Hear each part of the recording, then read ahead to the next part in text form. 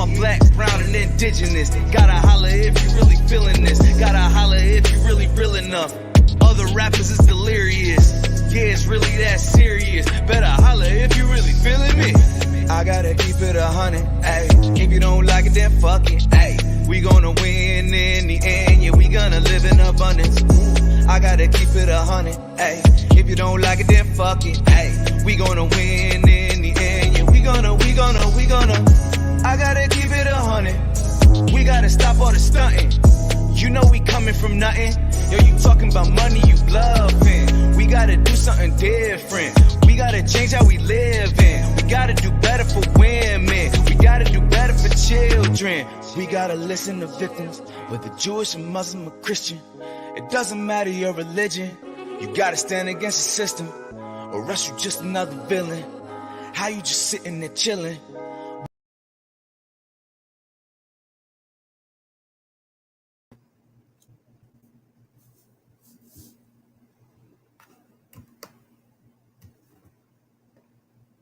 Peace. Can you hear me? Oh, here we go. Sorry about that, everybody. I thought that there was an issue with my mic, but it was the mic. I had it muted. How's it going, Sankara? All is well. I got no complaints over here. Just got back to Miami actually, so appreciate that. Awesome. So everybody that's listening, this is going to be a very good educational conversation. I am here with Libre Sankara. Can you talk about your organization that you represent real quick? Yeah, so Troika Kollective is a socialist Marxist-Leninist organization founded in 2020, the 2020 uprisings. In Miami. Now we're in Miami, New York, and LA.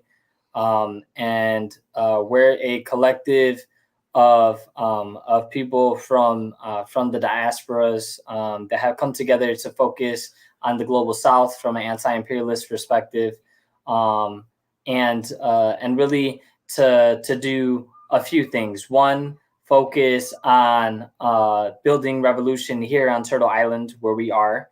Right, because revolution is possible and should happen wherever you find yourself.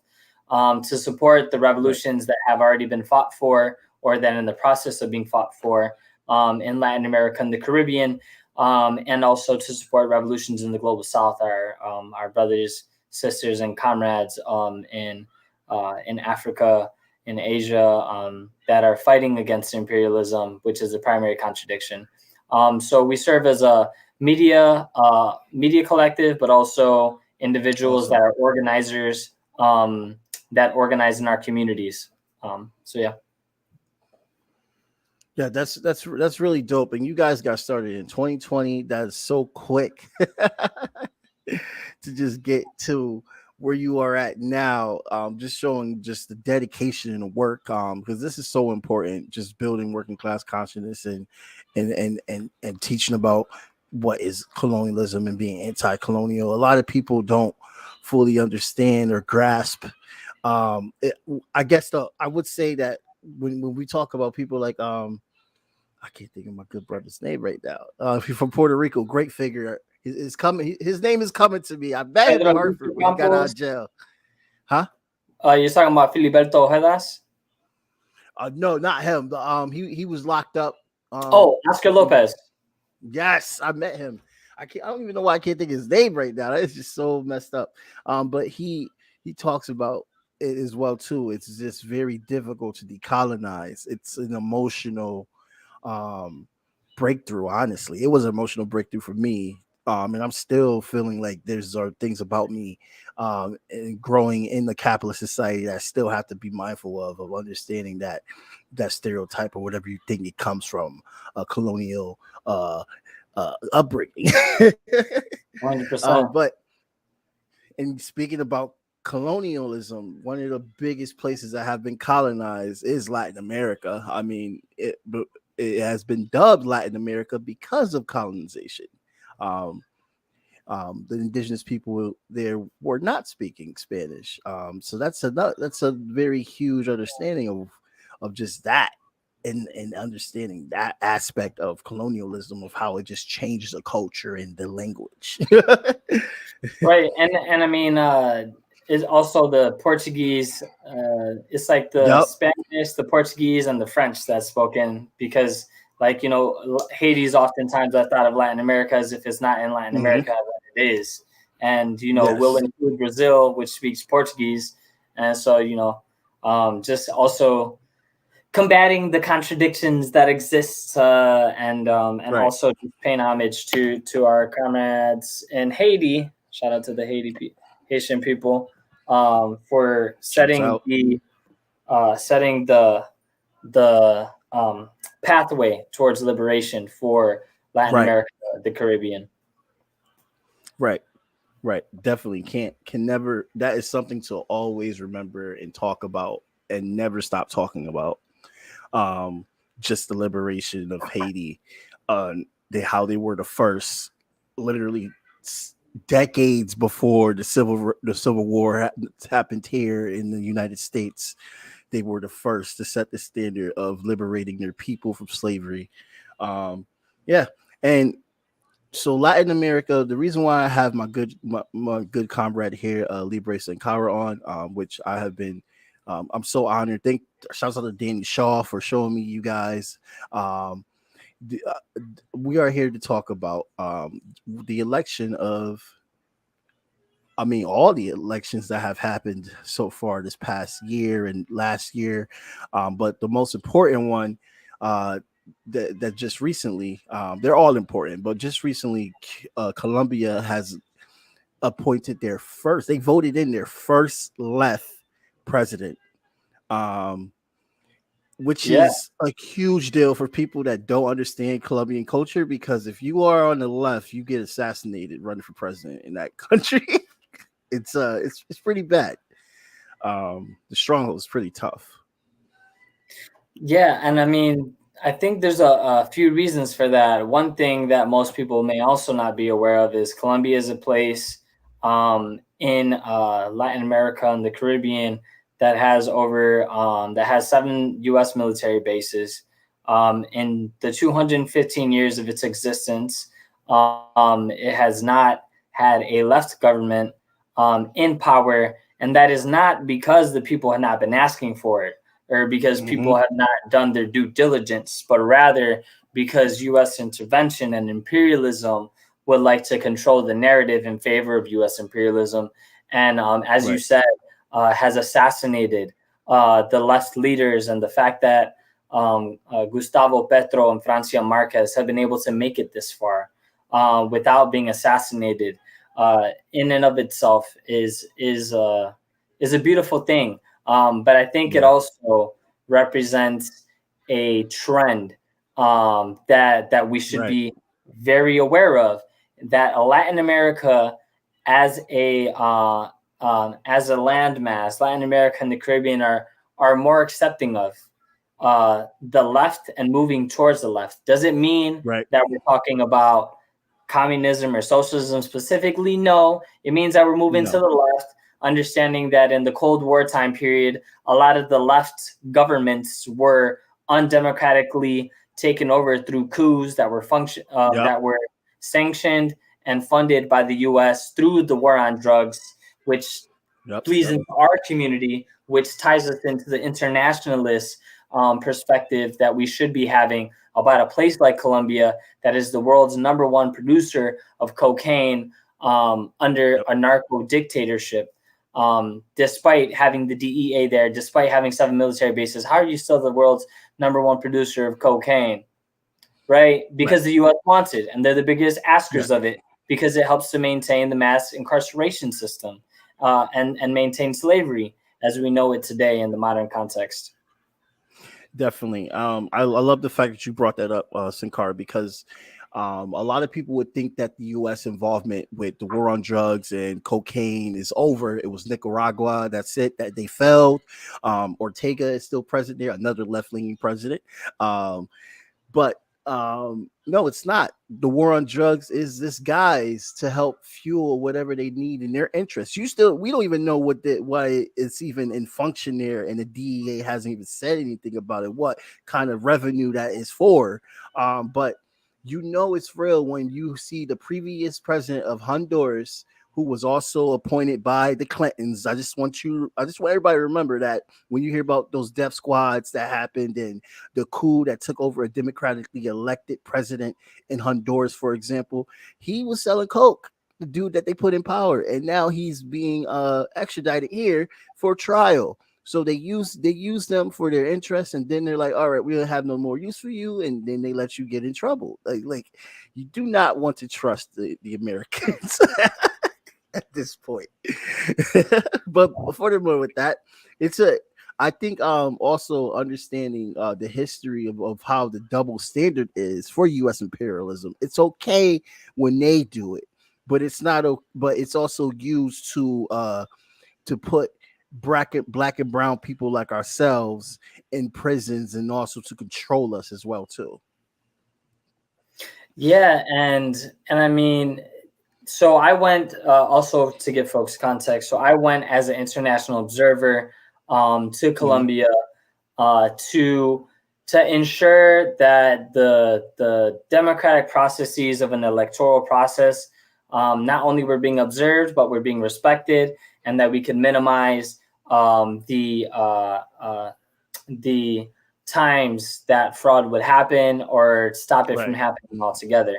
And so what we see is a historic turnout. 54% of Colombians went out to vote, a historic number of people that went out to vote. Furthermore, that's amazing.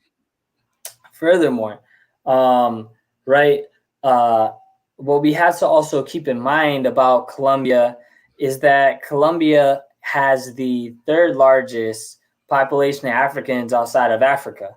And so who came out to vote? Well, we have Francio Marquez, who is an Afro-Colombian that grew up in the northern part of Colombia, that ran as a vice presidential candidate with great politics. And, obviously nothing goes without critique. Personally, I prefer Francio Marquez's politics over Gustavo Petro. But under the conditions, we have to understand it is the first left government. So it is a move. It is a step towards the left. It is not the end. And so we will see these contradictions that exist. And so we can expect that, Gustavo has already made critiques of communism and said he's not going to full out go communist, right? And so we must keep these things in mind, that what happened was a popular movement towards the left. And so we support the people's move to the left, understanding that over 11 million people went out and voted for Gustavo Petro and Francio Marquez. So our job is to support those working class Colombians and also to help them as they continue to hold this new government accountable to the things that have been promised. Because at the end of the day, it doesn't matter who gets elected. It matters what they do, right? So we must be vigilant of what has been said, and we can hope that that things are going to follow through. And we have already seen some of these things. For example, Gustavo Petro has already hopped on a call with Maduro, despite having. And that's a very big deal. NATO country. It's a huge deal NATO because Venezuela shares a border with Colombia, and there are 6 million Colombians in Venezuela that had to escape Uribismo, that were not able to vote. Now, do you get in trouble for saying that? Just sidebar. Do you get in trouble for talking about how 6 million Colombians literally fled Colombia? Because everybody over here talks about how Venezuelans are leaving Venezuela, but no one talks about how Colombia was so jacked up that they lost a lot of their own citizens, not only with gun violence from the police, but people fled. And they think Colombia has a democracy here. Well, the thing is, the reason why we would think such a lie is because the same place that claims to be democratic is claiming that there's democracy in a country whose government is working with against the people, right? So we have to keep these things in mind. And also, right? When we are talking about these things, we have to understand that that the Black, the brown, indigenous people, the young people, the women that went out to vote, that ensured this victory, are also the people that run some of the highest risks to go out and vote in Colombia, a country where there have already been over 42 massacres in the country this year leading up to the elections, where people have been killed, people have been detained, mostly Afro-Colombian or indigenous Colombian leaders that are organizing in their communities. 1 week before the second round of elections, a 60-year-old Afro-Colombian leader was killed after leaving her son's house. And so when we're talking about Colombia, we're talking about one of the countries that has one of the highest, if not the highest, risk for journalists, for activists, and there have been no protections. And so what we're observing is that Francia Marquez has already, and Petro as well, has already talked about under their government being able to address that, because no government before has ensured the security of people to go out and exercise their right to vote in places where there are paramilitary groups that help to ensure the drug trade continues, that helps to ensure the impoverishment of their own country for the sake of a few people. And so would I get in trouble for saying facts? Yes, but that's the thing. Most people are used to being lied to, and we have to just be honest about that. Most people are very ignorant about most things that they haven't properly investigated. So they'll listen to what the U.S. says. They'll listen and say, "Oh my God, Colombia is moving towards."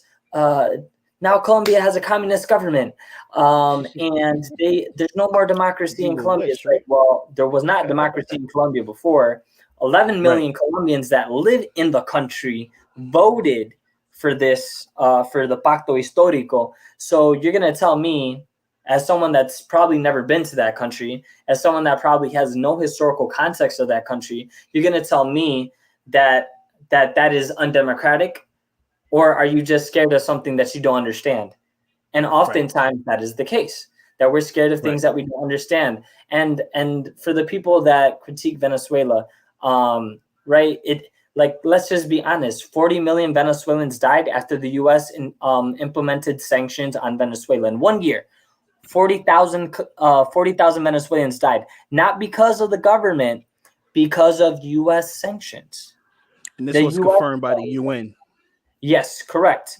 And so when we're talking about whether or not governments are successful or not successful, we have to take everything into consideration, because we cannot say Venezuela is a failed socialist state when we're not taking into account the sanctions that are disproportionately attacking the possible success, full out implementation of socialism, where we've seen over I want to say, they built millions of affordable housing complexes, which they call communes in Venezuela.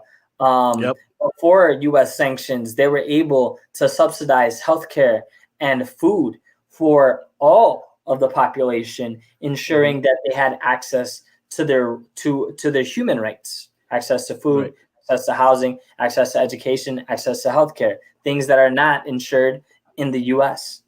Right? And so, so there's a lot to really chew on and think about when we hear some of these critiques being made about these places without any real tangible evidence, which is why I'm also a scientific socialist. It's like, if you're going to have a critique, sure, show me the facts. Show me where you're getting your data from, and then I'll do the same. Right? Because I'm speaking not only from lived experience, but also from being able to do research, having a historical analysis of these things that we're talking about. And so we have to be very principled, and also understand people do not easily have access to a lot of this information, because to make it accessible would be to open the opportunity for people to think that something else outside of capitalism not only works, but is far better. And that maybe that's something that they might want to think about doing in their own country that we call Turtle Island, this stolen land from indigenous people that we are currently on. Right. Right. Thank you. I totally agree. Just thinking about like, because a lot of people have to understand that not only that they were like killing their own people in such a great way, they also were hiring mercenaries. It was Colombian mercenaries that assassinated the Haitian president. It was Colombian mercenaries that are hired as guns for Saudi Arabia. So this is a NATO country that is like a straight up like puppet for the United States imperialist spectrum. They need Colombia. If they didn't need Colombia, they wouldn't have made Colombia a NATO country. So this is going to be something to really sit back on, and which is a big part of this topic. Before we even get into Brazil, there's a lot of this happening everywhere. You know, we have in Latin America now, the left is rising so high. I think this is a resurgence of a pink tide. But with pink tide, it was morally on the socialist strongly aspect. There's still some socialism there, but it's also progressive as well too, and leaning with Zamora Castro, which was another shocking election in Honduras. And she's not fully on to like socialism, but she is doing a lot of great work, and it is a great step for Honduras to change after what Honduras has been through. And just seeing the relationships are being built.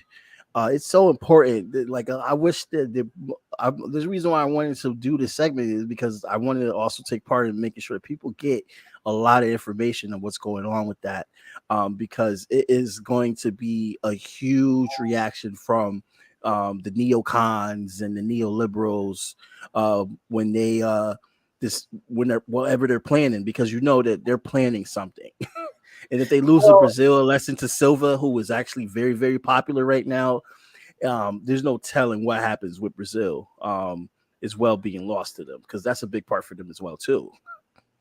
Well, what we see is a move away from U.S. hegemony, right? And so capitalism is scared, right? Capitalism is no longer in a position to impose itself upon other countries in the same way it has in the past, which is why you see countries in the Belt and Road Initiative led by China siding with China versus the U.S. They got more options right now. And guess what? Those options are looking a lot less exploitative.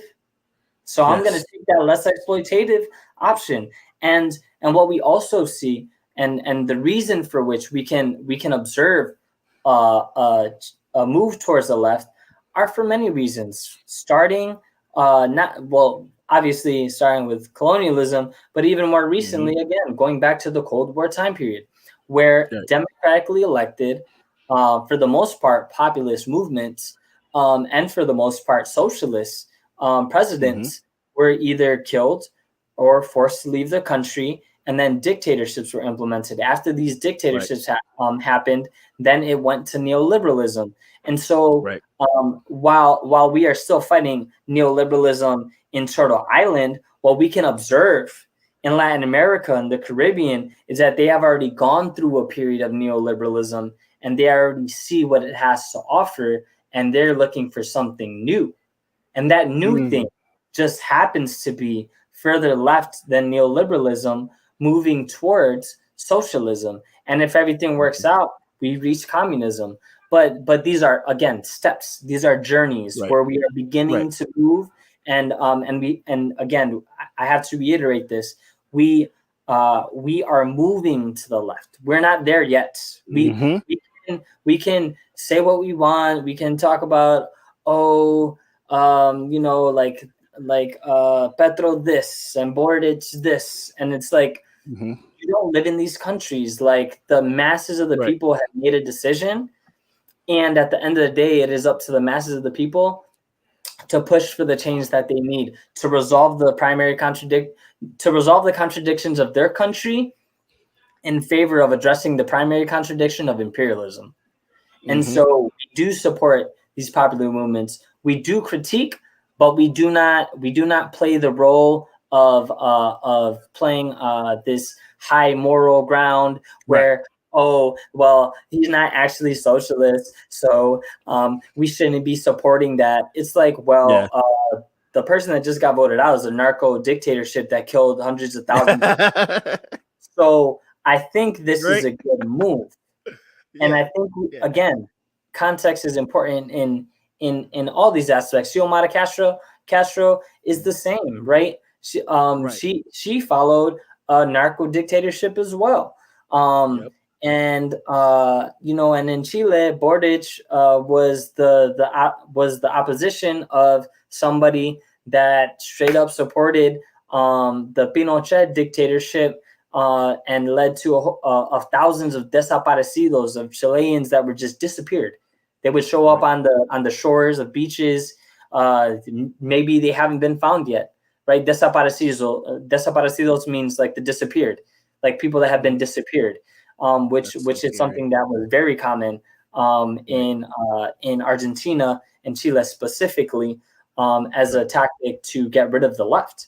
And so what we see is people leaning into something new and hoping that new thing offers them what they're looking for, right? Which is to recognize their humanity, to recognize the sovereignty of indigenous people. To have access to your rights, and without having such high rates of and difference of quality of life, right? And that's what made Bolivia so special. The fact that they were able to do that, and the coup when it happened, it literally just broke my heart. But now they have a new president, and I was so happy that they were able to get another left-leaning president into their office. Bolivia literally was including indigenous people into their law. Indigenous people was in their parliaments. It's literally how advanced. As I never thought of what you said earlier, Sankara, when you said that Latin America has lived through that neoliberal period and they see that they need something more. That's a very big deal, because that's the disconnect that Americans have with understanding Latin America, because we have come to own in neoliberalism as our identity, not as our identity by choice, but because that's just the way it is. That's the way the power structure is.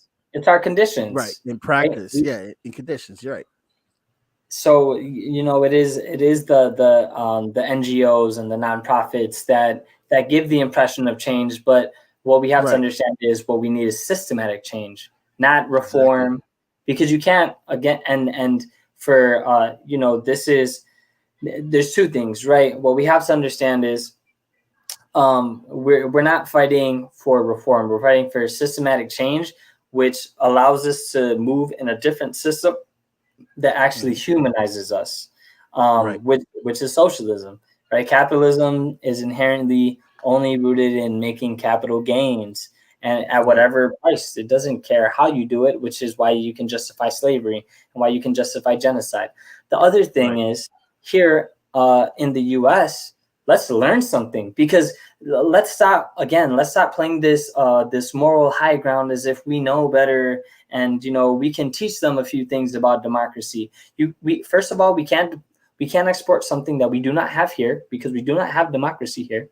But also what we can observe in Latin America is that the left has united, right? Pacto Histórico is a collective of left-leaning organizations. Some are communist, some are liberal, some are social democrat, but they all came together to address their bourgeoisie class that was benefiting only the rich people. And that is if only we could have that here.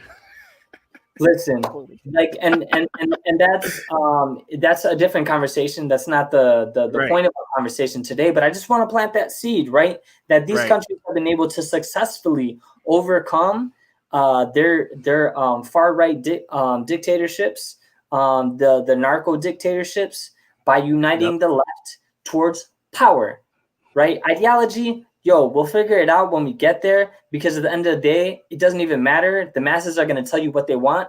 And if you're not doing what the masses want, then you're not really moving towards revolution. Right. Right. And yes, you educate the people and you like teach them about ideology, and you see like people would carry on the thing that they're most attracted to, which historically speaking, the only true revolutions have been Marxist Leninist ones, right? The masses of the people just Right. it benefits the working class people. It does.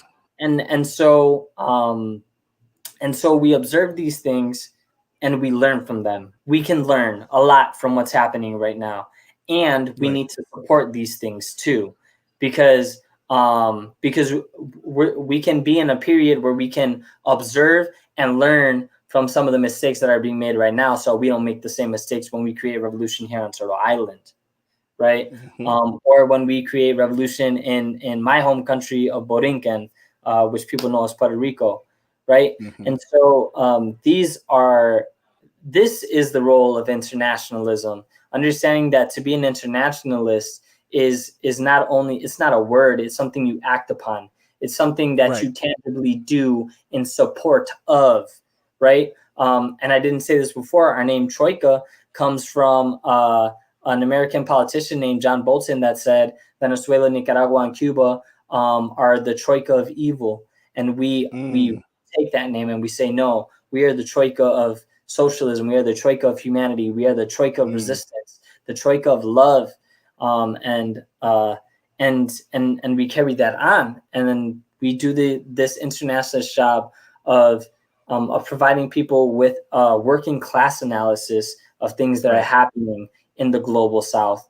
And really, talking with our comrades about how we support, because it is educating, it is building revolution here, but sometimes it is, sending some funds as they're fighting against their neoliberal governments, which we did in when we were recently in Ecuador, donating to a community organization that was helping to build.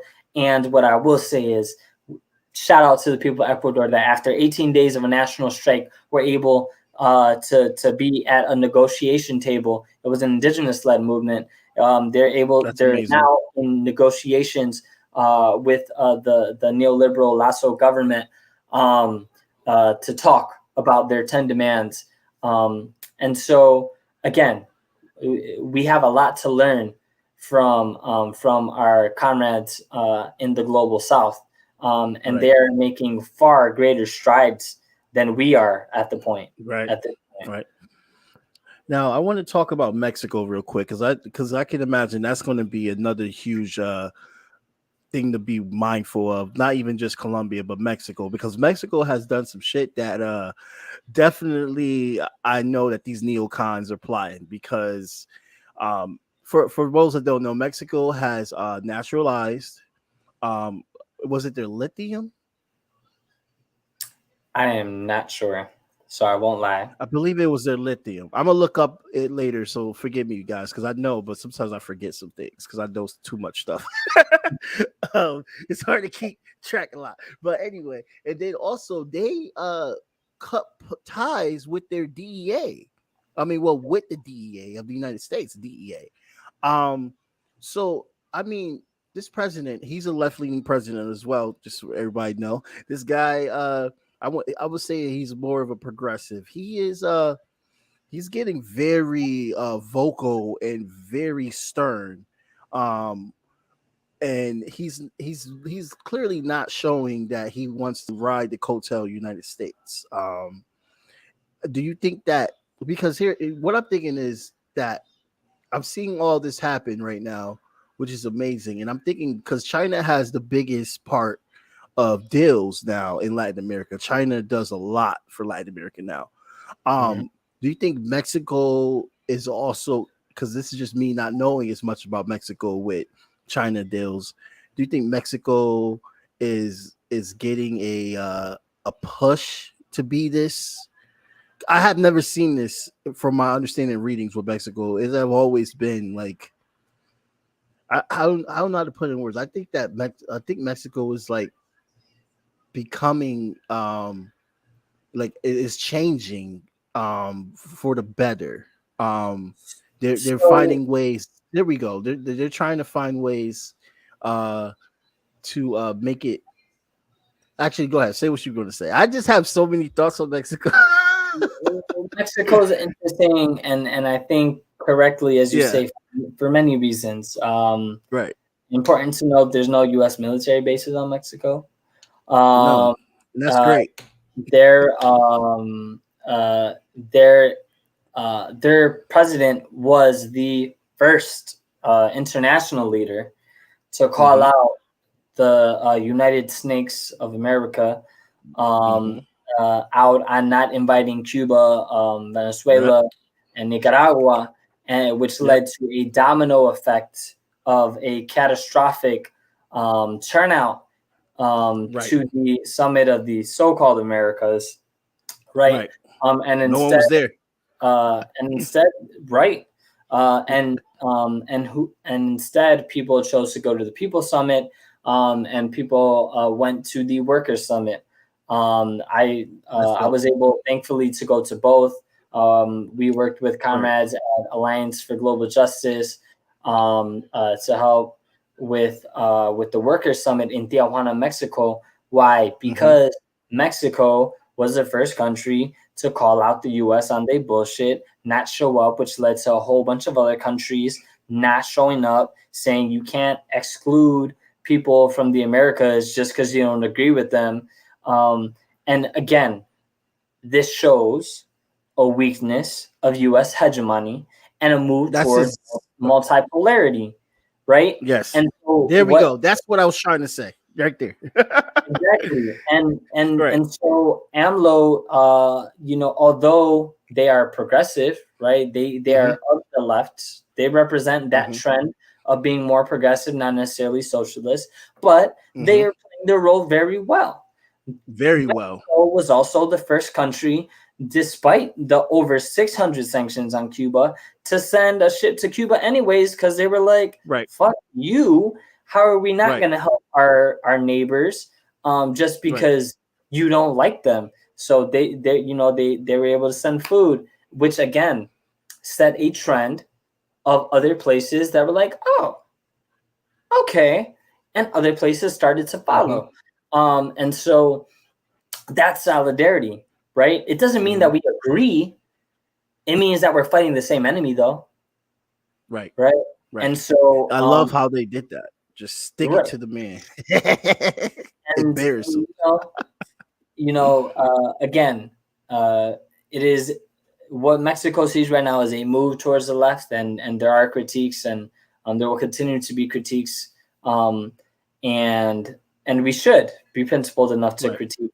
But let's also be understanding, right? And so Mexico, with all its contradictions, is doing some very beautiful things Mm-hmm. on the internationalist platform, and also moving towards better relationships with China, as most places are, for again the reasons that I said. It is not an exploitative relationship, It's not. whereas the U.S. will use debt to take parts of your country, to privatize industries and take part of those profits. Um, this is not something that you see happening in the Belt and Road Initiative, where the Chinese government will forgive debt in Africa because they know that their comrades cannot pay it off, or they'll work out another a deal with them. Right? They're not trying to indebt Africa. They're trying to build infrastructure in Africa, and there's a Right. difference, because building infrastructure allows Africa to be more sustainable and not have to be subject to imperialism and the Europeans coming in and trying to refine things that are in the African countries. Like Michael Parenti properly says, right? There are not poor countries; there are Great guy. overexploited countries, Right.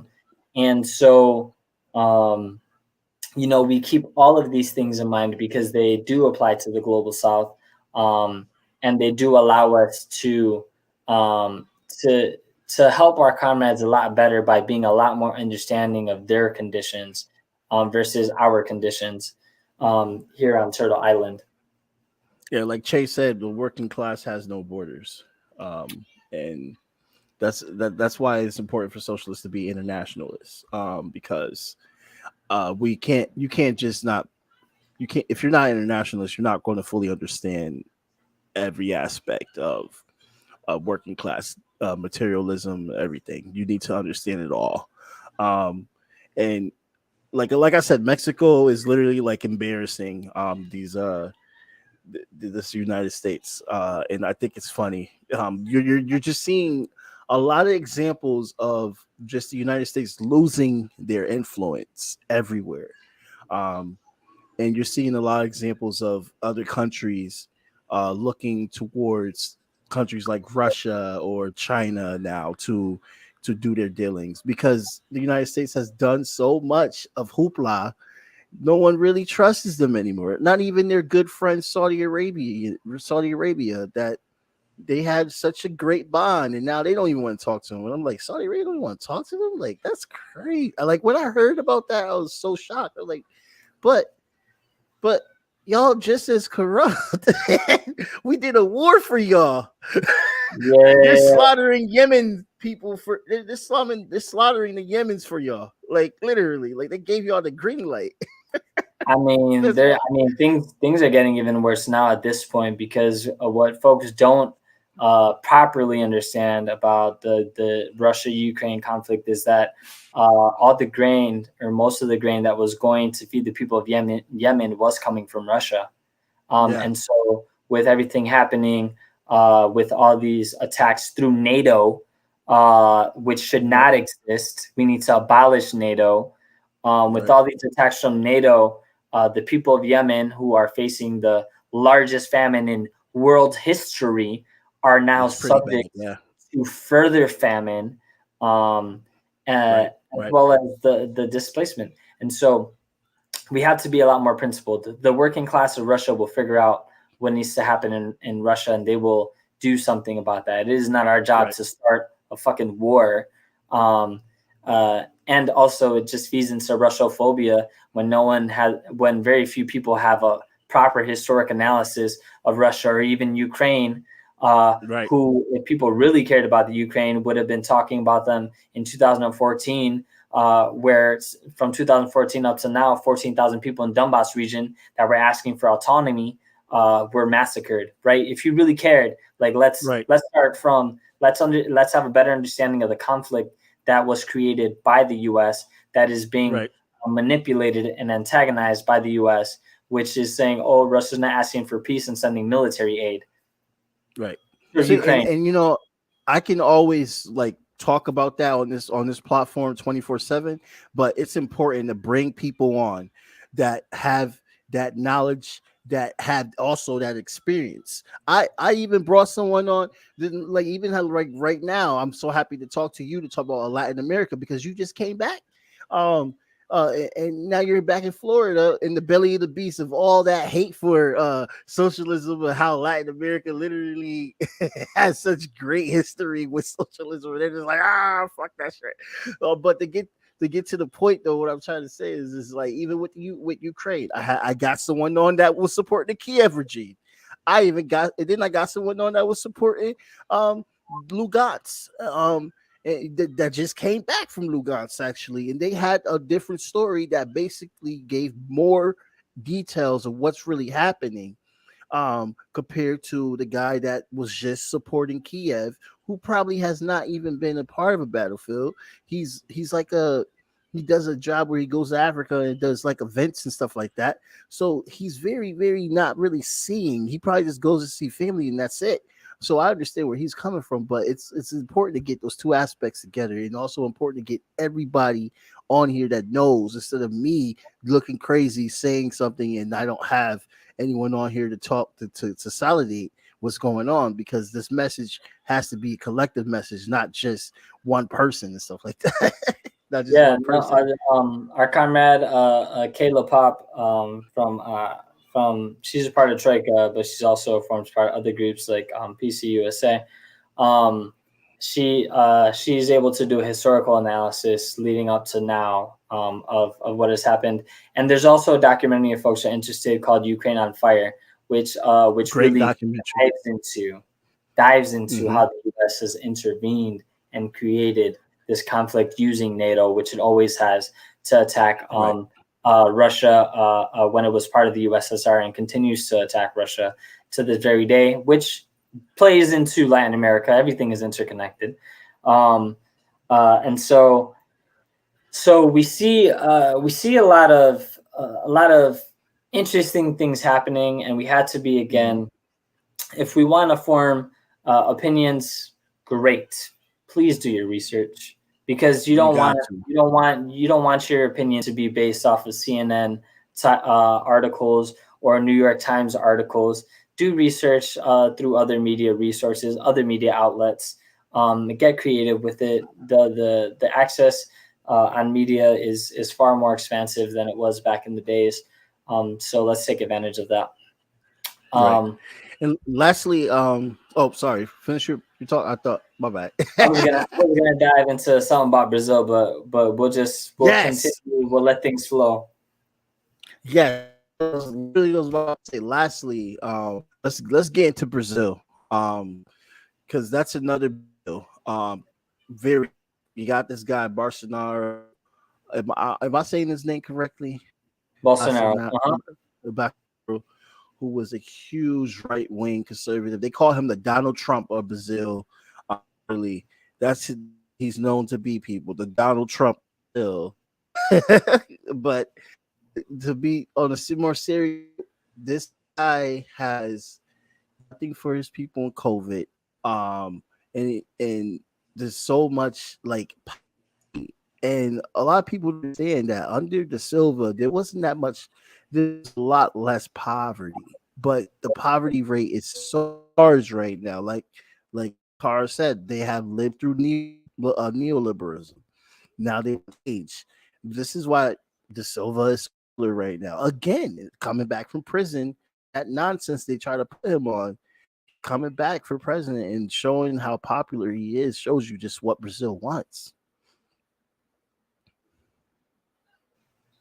Yeah, and I think please, let's do our research. Brazil has the largest population of Africans outside of Africa, and so, as you Yes. can imagine, the disparities of our Afro-Brazilian comrades, of our indigenous comrades, have far higher rates than that of the U.S. Brazil is humongous.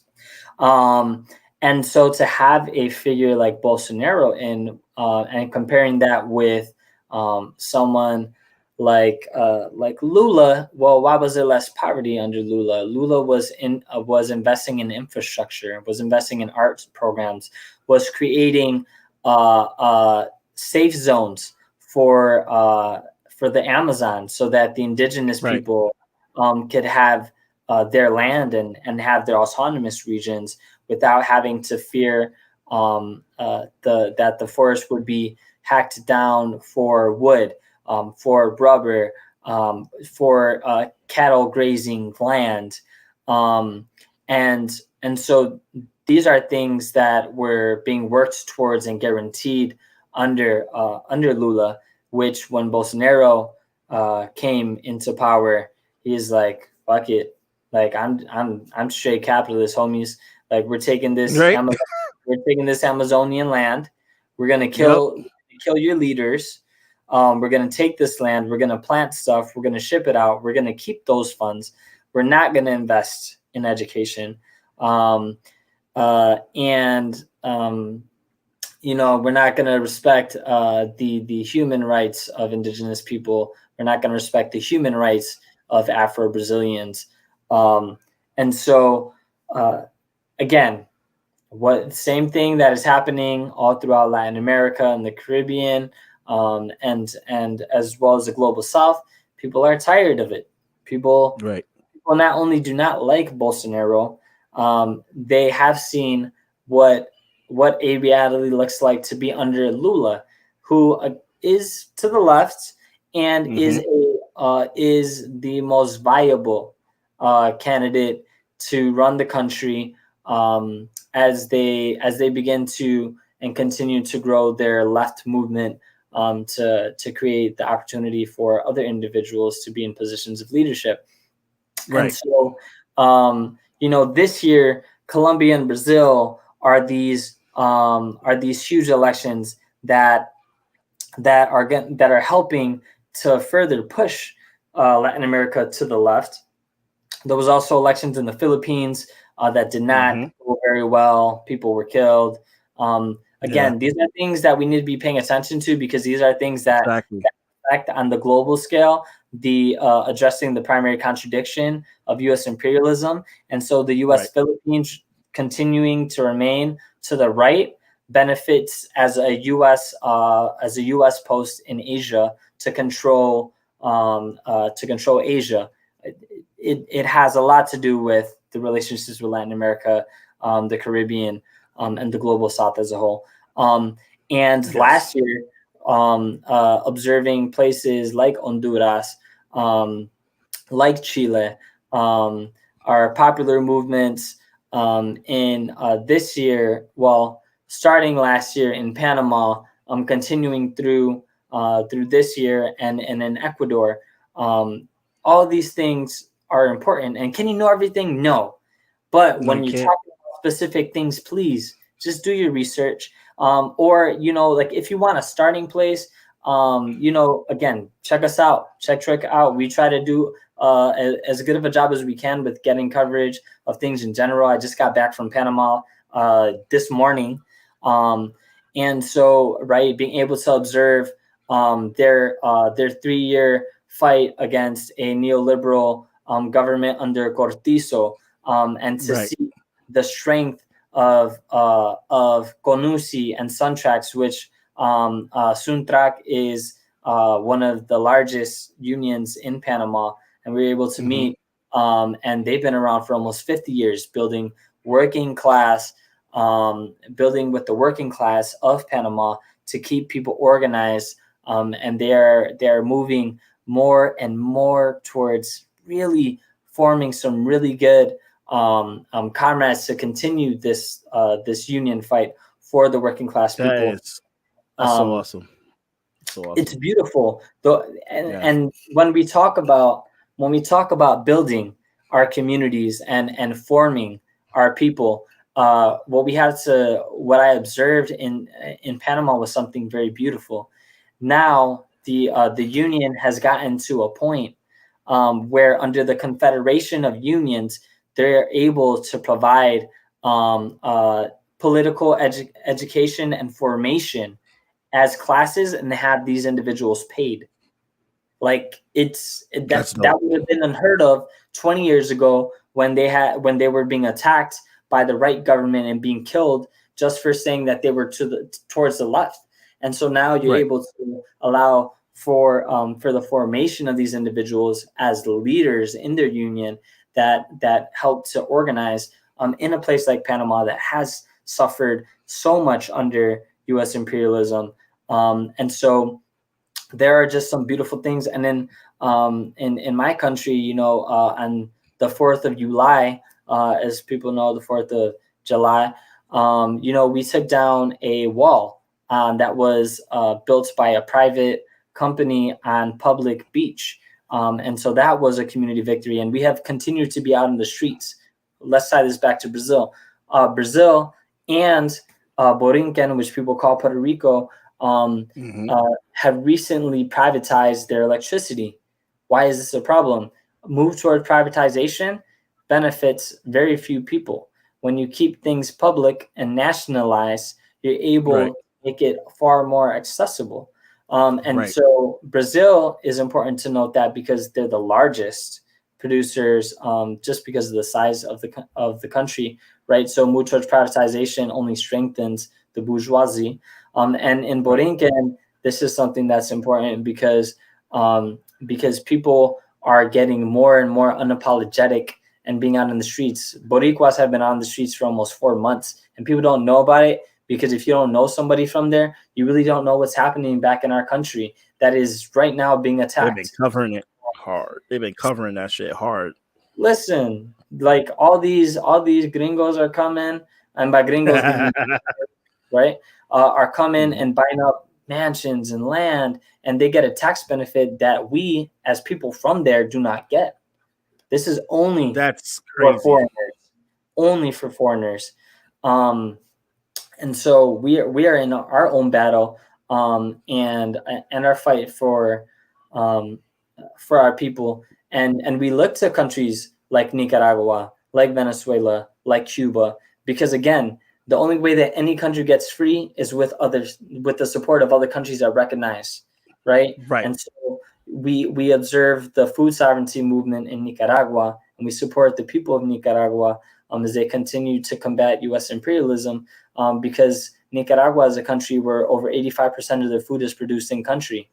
And this is something that, for folks to understand, if you want to be free, you better be able to feed your own people. And Thomas Sankara speak on this, because this is something that he did. This was one of his campaigns. And in less than 3 years before being massacred, this is an individual that led effective literacy campaigns, that led effective move towards food sovereignty, had a plan to plant millions of, I believe, 1 million trees and address gender issues.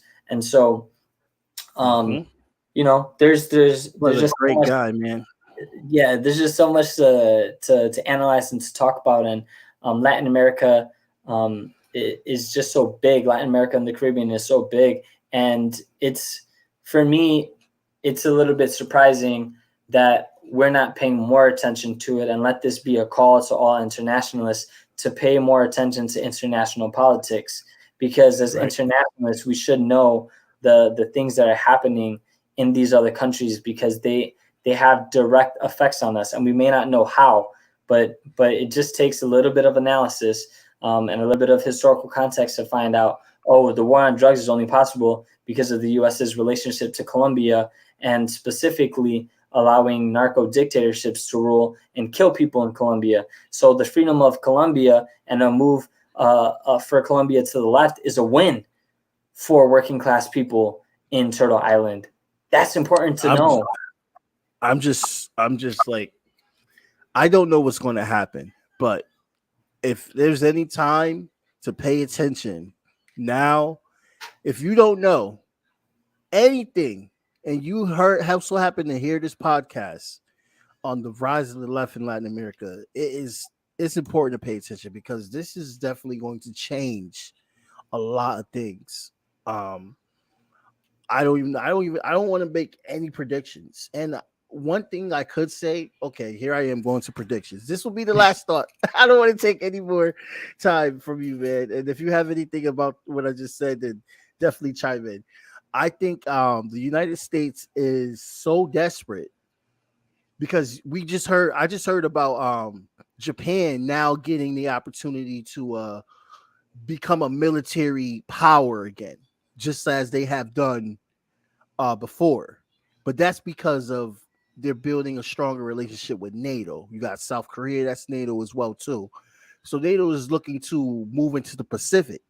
And somebody would ask, well, why is NATO looking to move into the Pacific? Because there's that beautiful country named China that has done a lot of things that have pissed off the United States. But here's the thing.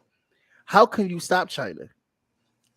How can you stop China, honestly, when they own half your shit? Honestly, you owe all this money. You're beefing with someone that you owe money to.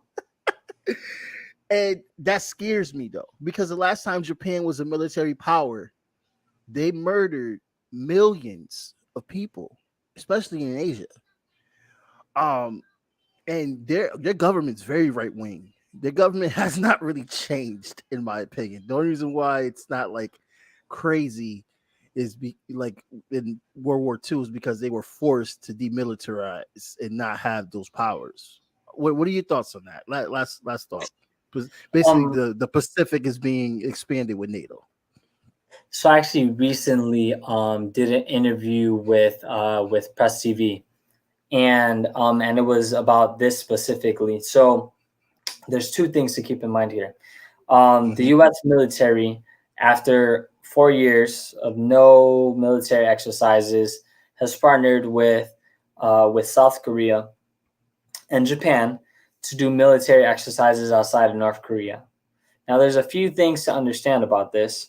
And first of all, North Korea called this out, right? North Korea says this is an attempt to expand NATO power. So they were the first country to call this out. Yes. Oh, okay. I didn't know that part. Wow.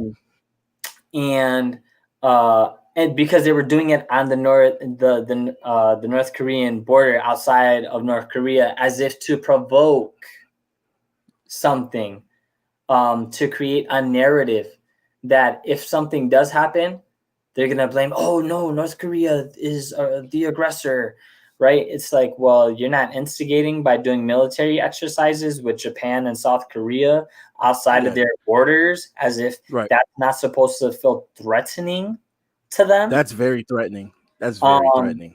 And we must also keep something in mind. We have our comrades in Nodutso. If you haven't, check them out. These are very amazing, dope comrades. Nodutl. You can check them out on Instagram. I believe they have Twitter as well. But these are Korean comrades that have a proper class analysis and understand that there is only really one Korea. There's not a North Korea and there's not a South Korea.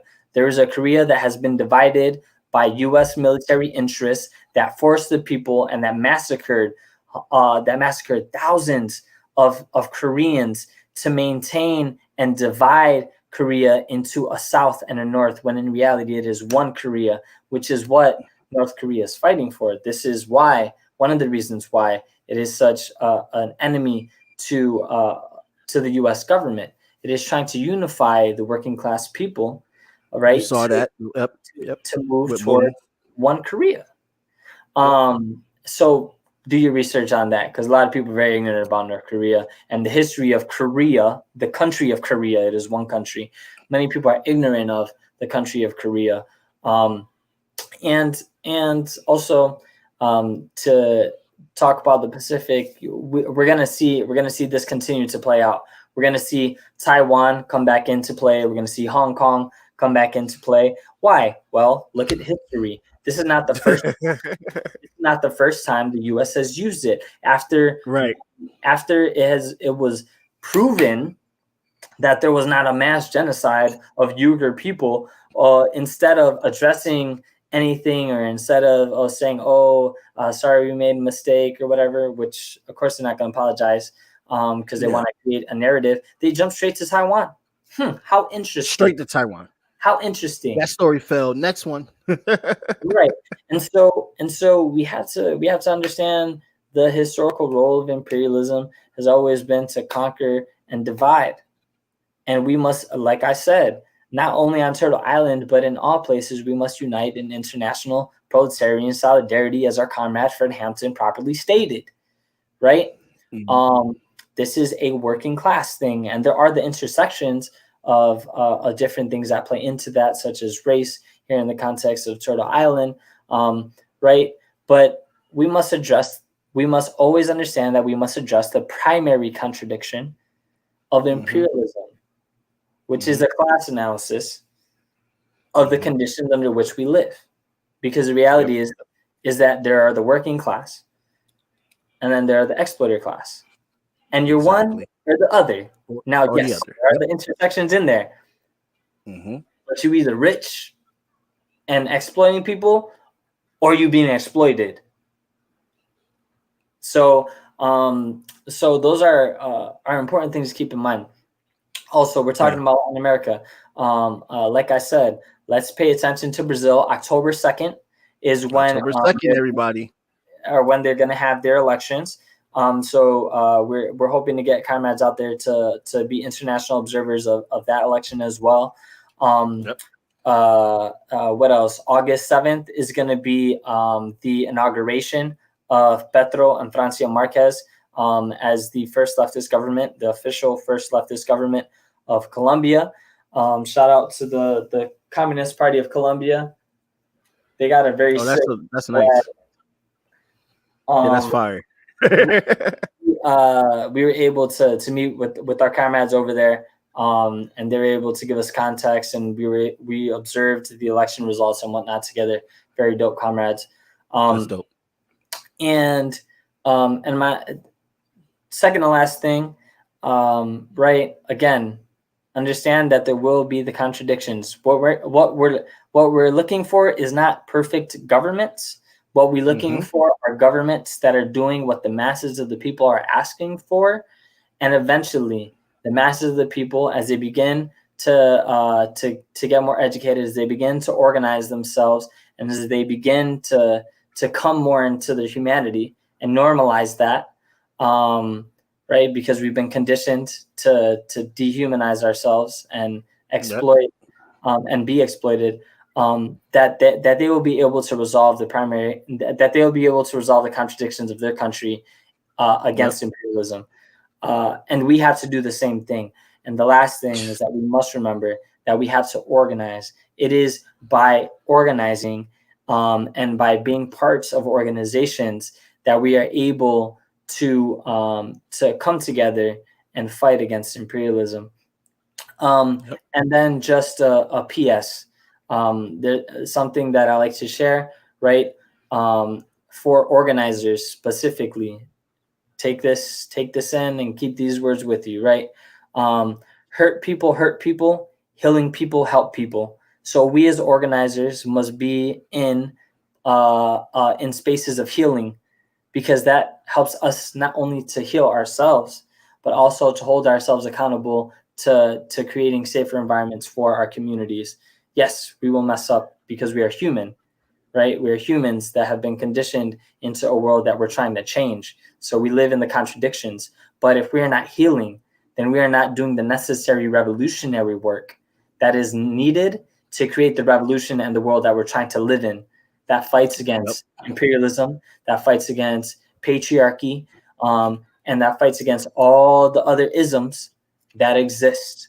And so, we look to the beacons of Cuba, of Nicaragua, of Venezuela, of China, and and I always have to say, free Palestine. Always free Palestine. Yeah, hell yeah. Free my people, man. Freedom, free the Palestinians. Yes, sir. Feel free to follow us at Troika Collective on Twitter, and Instagram. We also have troikacollective.com, which we're in the process of booting that up. But we have some really dope interviews up on our Instagram of some live footage from the places we have been, like in country building with, and some places that we haven't. But for the most part, it's actual footage that we've gotten from the places we've been going, and we will continue to not only do that international work, but to do the proletariat work of building revolution here and organizing here on Turtle Island. Let me tell you something, Comrade Sankara. Thank you so much for coming on, man. And you are literally actually the first person out of my 3 seasons that has mentioned North Korea. First person. Such an educated analysis. I got a Korea pin from the comrades. They have like the whole thing together. Oh, it's so dope. I'm telling you, look up our comrades no Dutzel. Like they have like, there's books and articles that you can read. It's they educate me, right? So what I share with others is what has been poured into me, because I don't know everything and I don't pretend to know everything. But what I do know, I will share, and what I don't know, I will try to learn. Yeah, thank you so much, man. Yeah, I met 2 people from North Korea. People always freak out whenever I tell them this. They're like, "What? They can leave?" I'm like, "Yeah, they can leave." I met 2 of them from Howard at Howard University. I never got a chance to actually talk to them, but I got to sit in on their lectures, and it was really dope. It was really dope. It's a great opportunity. Let's get you back on here again, like another time down the line. But thank you so much for taking the time out, for coming on the show, man. This is so educational, and I hope a lot of people, we talked about a lot of things. We tried to cover as much as we can, but Latin America is a big section. Very big sections. But we gave you a light analysis just to let you know there's a lot that we could get into with Latin America. I could do like a series with Latin America, but that was just a light section. So thank you so much for everyone that has listened and the people that I saw that were on. And I saw that about 7 different people shared on Facebook. So hopefully that gets around. Shout out to everybody that shared on Facebook. And bless you so much for just supporting this podcast. And thank you so much, Sankara, once again for coming on. And I hope you have a very good day. Get some good sleep, man. Take care, comrades. Blank period, yeah. On my black, brown, and indigenous. Gotta holler if you really feeling this. Gotta holler if you really real enough. Other rappers is delirious. Yeah, it's really that serious. Better holler if you really feeling me. I gotta keep it 100, ayy. If you don't like it, then fuck it, ayy. We gonna win in the end, yeah, we gonna live in abundance. I gotta keep it 100, ayy. If you don't like it, then fuck it, ayy. We gonna win in the end, yeah, we gonna. I gotta keep it 100. We gotta stop all the stunting. You know we coming from nothing. Yo, you talking about money, you bluffing. We gotta do something different. We gotta change how we live in. We gotta do better for women. We gotta do better for children. We gotta listen to victims, whether Jewish or Muslim or Christian. It doesn't matter your religion. You gotta stand against the system, or else you just another villain. How you just sitting there chilling?